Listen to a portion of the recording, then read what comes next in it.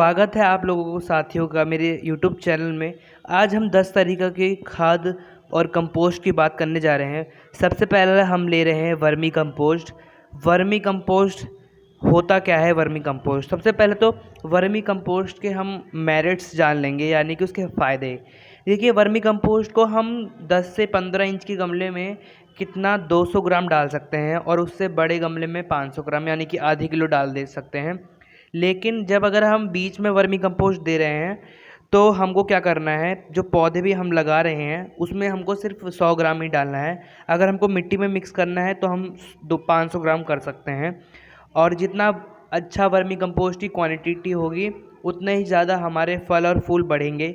और इसके फ़ायदे ये भी हैं कि जैसे कि हम इसको सब्जी या फिर किसी पौधे, कद्दू और टमाटर, भिंडी, मेथी, करेला और इत्यादि चीज़ों में अगर हम डाल देते हैं तो क्या होता है, जो उसके साइज़ आकार जो होते हैं वो छोटे या बड़े या फिर रसीले नहीं हो पाते, या जैसा स्वाद उसमें आना चाहिए वैसा नहीं आता। तो वो सारे इसकी रिक्वायरमेंट्स फुलफ़िल हो जाती हैं वर्मी कंपोस्ट से। और वर्मी कंपोस्ट हम जो लेते हैं उसकी डिस्क्रिप्शन में हम लिंक डाल देंगे। दूसरा है हमारे पास DYP के दाने। ये बहुत ज़्यादा ज़रूरी होता है, केमिकल पदार्थ है ये भी, जो कि हमको क्या होता है कि जैसे कि हमारे पास 18 से 22 इंच के गमले हैं, उसमें हम कितना डाल सकते हैं, 2 से ढाई चम्मच डाल दीजिए, बहुत ज़्यादा हो जाएगा। और क्या कर सकते हैं, हम इसको डायरेक्ट सूखा भी डाल सकते हैं और इसको हम गीला भी डाल सकते हैं। और गीला हम कैसे डाल सकते हैं, जैसे कि हम किसी बोतल वगैरह में इसको फिल करके 12 घंटे तक रख देते हैं। उसके बाद में हम इसको स्प्रे भी कर सकते हैं किसी पेड़ के ऊपर, या फिर डायरेक्ट सॉइल में भी दे सकते हैं। और इसकी क्वांटिटी हमने बता दिया है, 2 से ढाई चम्मच रहेगी 18 से 22 इंच की गमलों में, और उससे छोटे में तो आप आधा चम्मच डाल दीजिए। और इसको देखकर हमको खड़ी धूप में इसको डालने के बाद पौधे को रख देना है। और तीसरा चीज़ है मस्टर्ड केक, यानी कि सरसों की खली। जैसा कि आप लोगों ने शॉर्ट्स वीडियो या फिर लॉन्ग वीडियो में देखा होगा, इसके कई सारे फ़ायदे होते हैं। जैसे कि हमारे किसी भी पेड़ में या फिर सब्जी के पेड़ में, फूल के पेड़ में या फिर आम के पेड़ में, बड़े बड़े पौधे में, अगर हमारे पेड़ में हमारे पास फल नहीं आ रहे और ज़्यादा फूल नहीं खिल रहे, या फिर फूल झड़ जा रहे हैं, पीले पत्ते पड़ जा रहे हैं, फूल की जो आकार है वो छोटे हो रहे हैं, गिर जा रहे हैं, फूल ज़्यादा दिन तक टिक नहीं रहे, वह सूख जा रहे हैं, तो आप लोग इसको 12 घंटे तक सरसों की खली को एक कंटेनर में घोल के रख दें। कम से कम 100 ग्राम नीम की खली लेकर एक कंटेनर में घोल के रख दें, और अगले दिन 20 लीटर के पानी में इसको मिलाकर सारे पेड़ों में डाल दें। लेकिन इसको डालने का एक टाइम होता है, रात के अगर आप शाम में डालेंगे तो 7:15 से 7:45 के बीच में डालें, और सुबह डालेंगे तो 6 बजे के बीच में डाल दीजिए। और तीसरा चीज़ है, जैसे कि हमारे पास नींबू का पेड़ की हम इसमें एग्जाम्पल ले रहे हैं।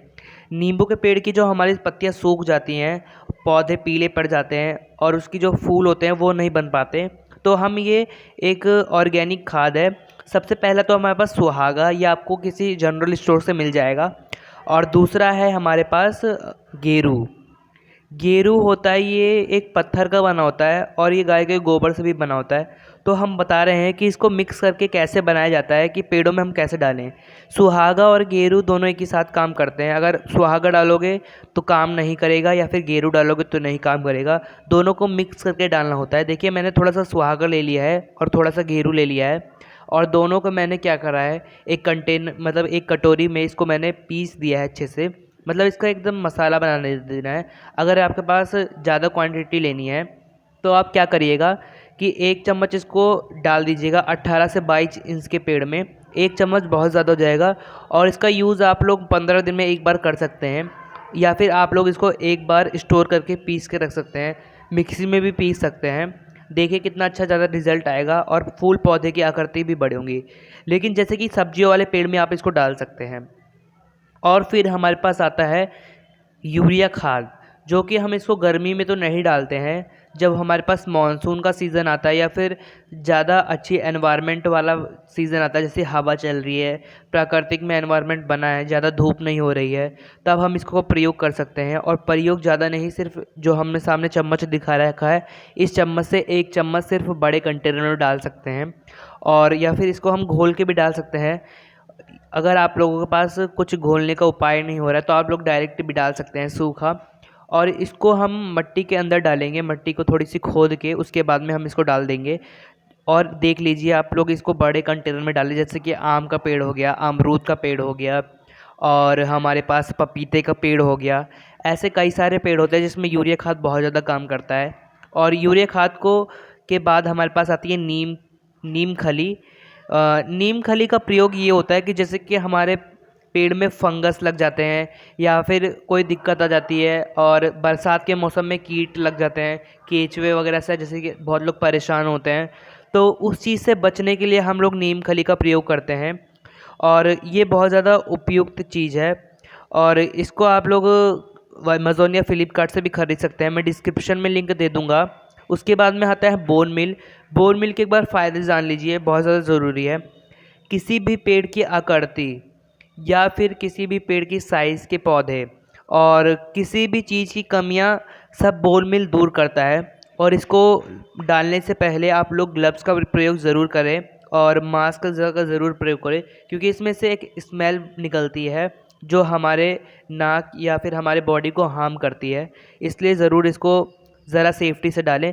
और हमारे पास अगली चीज़ है साफ फंगिसाइड।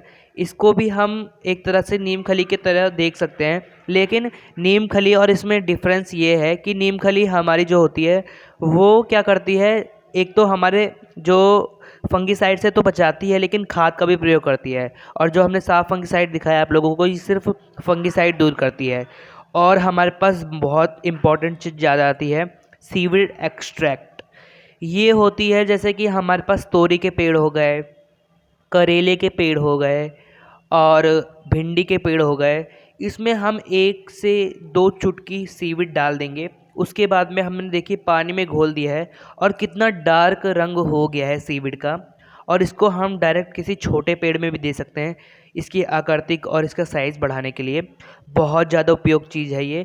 आप लोग ज़रूर सीविड को ख़रीदें, कुछ ना ख़रीदें लेकिन सीविड को ज़रूर ख़रीद लें, क्योंकि ये अगर हमारी मिट्टी भी अच्छी नहीं है और हम सीविड डाल देते हैं तो काफ़ी अच्छा रिज़ल्ट दिखता है। और ये पोट में डालने के लिए सीविड बहुत ज़्यादा उपयुक्त चीज़ है, क्योंकि आप लोगों ने देख रखा होगा कई सारे टेरेस गार्डनिंग के ऊपर काफ़ी अच्छे अच्छे प्लांट के वो होते हैं, इस वजह से ही होते हैं क्योंकि वो सीविड का उपयोग करते हैं।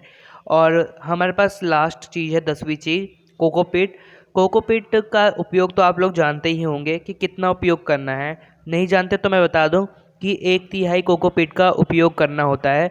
यानी कि अगर एक कंटेनर में आप कोई मिट्टी लगा रहे हैं या फिर कोई पौधा लगा रहे हैं तो उस कंटेनर में 1 कप तो मिट्टी होनी चाहिए और बाकी सारा कप कोकोपीट होना चाहिए। वीडियो अच्छी लगे तो वीडियो को लाइक करिए। Thank you.